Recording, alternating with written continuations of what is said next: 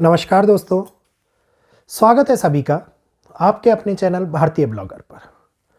आज हम आप लोगों को एक बहुत बड़े भारत के ऊपर आने वाले ऐसे संकट, अदृश्य संकट के बारे में बात करेंगे, जो वीडियो पूर्ण रूप से न्यूज़ रिपोर्ट्स और थोड़ा सा एस्ट्रोलॉजिकली ग्रहों की स्थिति के ऊपर आधारित होने वाला है।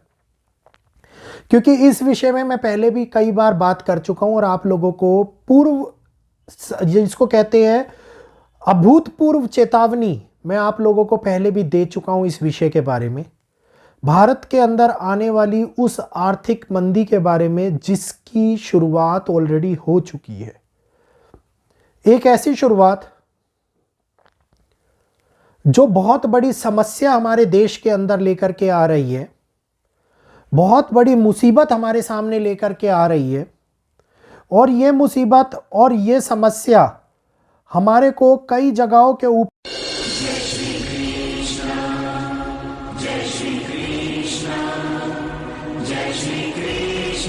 पर ऐसी चीजों को देखने पर मजबूर कर रही है जिसके अंदर लोअर क्लास और मिडिल क्लास पूर्ण रूप से टूटता हुआ नजर आ रहा है, पूर्ण रूप से दबता हुआ नजर आ रहा है।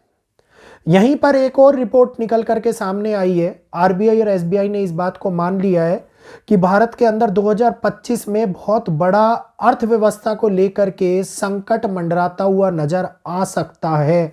और जब दो बड़े आरबीआई, आप लोगों को पता रिजर्व बैंक ऑफ इंडिया, और SBI state bank of India अगर ऐसी बातें करते हैं तो ये बात हकीकत में एक आम आदमी की समझ में डायरेक्टली आ जाती है।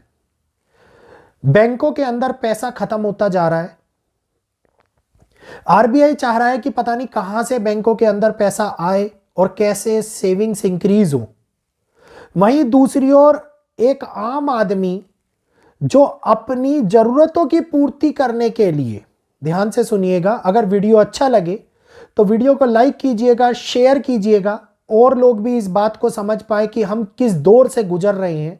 जो लोग नए आए हैं वो चैनल को सब्सक्राइब कर लीजिएगा ताकि उन लोगों को आगे आने वाले वीडियोस के अपडेट मिलते रहें।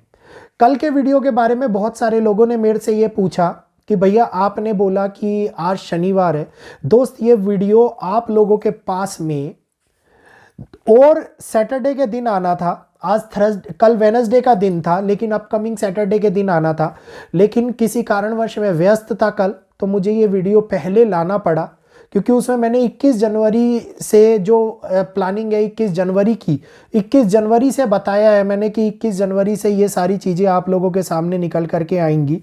और 18 तारीख को सैटरडे होता तो मैं उससे 2-3 दिन पहले वीडियो लाता, तो उम्मीद करूंगा आप लोगों को समझ में आ गया होगा। अब एक ऐसा दौर से हम गुजर रहे हैं जिस दौर की मार एक आम आदमी की पहुंच को खत्म करती हुई नजर आ रही है। बैंकों में पैसा खत्म हो रहा है। अर्थव्यवस्था को किसी प्रकार से खींच तान के ऊपर बढ़ाने की, टैक्स को बढ़ा करके ऊपर बढ़ाने की, कि कहीं से एक आदमी की जेब से अधिक पैसा लूट लिया जाए, और उससे पैसा लूटेगा तो देश की अर्थव्यवस्था बढ़ेगी। लेकिन वहीं पर ये समस्याएं आगे एक बहुत भयंकर और बहुत विकराल अवस्था एक आम आदमी के लिए लाती हुई नजर आ रही है। एक आम आदमी, एक मिडिल क्लास आदमी आज की डेट के अंदर, क्योंकि शनि का प्रभाव आप लोगों ने देखा, शनि जनता को रिप्रेजेंट करते हैं, और अब सूर्य का प्रभाव आप देखिए कि सरकार के कुछ ऐसे नियम, कुछ ऐसी बातें हो सकती हैं जो जनता को प्रभावी करे। इस बारे में मैंने आप लोगों को अभी 1.5 महीने पहले वीडियो लेकर के आया था और इस बारे में, इस समय के बारे में बताया था। और अब नौकरियों को लेकर के, समय बढ़ाने को लेकर के आप देखिए कि सरकार की और मीडिया में कितनी लंबी बहस छिड़ रही है। क्या हकीकत में यह समय हम लोगों को केवल और केवल दबाता हुआ नजर आ रहा है?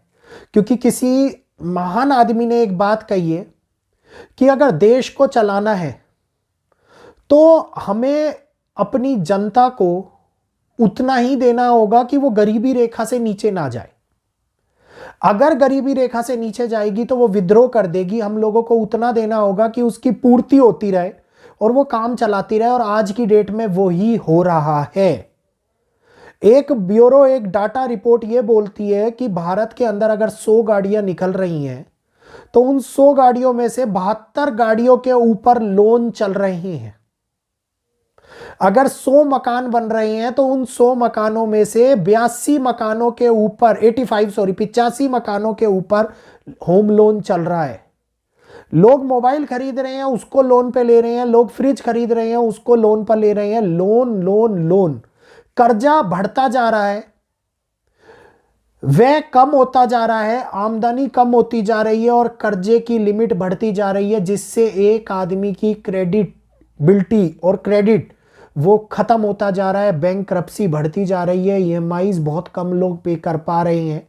और यही वो समय है जिसको हम कहते हैं कि एक ऐसा समय हमारे सामने आ जाए जिसमें अर्थव्यवस्था को लेकर के बहुत बड़ी चिंताएं हमारे सामने देखने को मिले। श्रीलंका के अंदर क्या हाल हुआ, पाकिस्तान के अंदर क्या हाल हुआ, बांग्लादेश के अंदर क्या हाल हुआ, आप लोगों ने देखा। बांग्लादेश के लिए और भी बुरा हाल होता हुआ, और सत्ता परिवर्तन की खबर के बारे में मैंने आप लोगों को बोला, वो भी अब होती हुई दिखाई देने वाली है। तो अब यही चिंताएं भारत के लिए भी कड़ी परीक्षा का समय लेकर के आ रही है, जहां पर आदमी सेविंग करने की बजाय अपने ईएमआई को पूरा करने के लिए, एक लोन को पूरा करने के लिए भी पर्सनल लोन ले रहा है। तो यहीं पर पता लग रहा है कि देश की हालात कितनी कठिन परिस्थितियों से गुजर रही है, और देश की नहीं, एक आम आदमी के हालात कितने कठिन परिस्थितियों से गुजर रहे हैं। पहले कमाई के ऊपर हम टैक्स देते हैं, उसके बाद में हम चीजों को खरीदने के लिए टैक्स देते हैं।